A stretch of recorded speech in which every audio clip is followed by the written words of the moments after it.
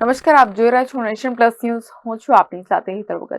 આણંદ જિલ્લાના ખંભા તાલુકાના ઉંદેલ ગ્રામની તાલુકા પંચાયત વિભાગ 2ની પેટા ચૂંટણીની આજરોજ મામલતદાર કચેરી ખાતે મતગણતરી હતી, જેમાં કોંગ્રેસ ઉમેદવાર જગદીશભાઈ પડિયારને 756 વોટની સામે ભાજપના ઉમેદવારને 2060 વોટ મળ્યા હતા, જેથી ભાજપના રમેશભાઈ ચકાભાઈ પરમારને 1304 વોટથી ભાજપના ઉમેદવારનો વિજય થયો હતો.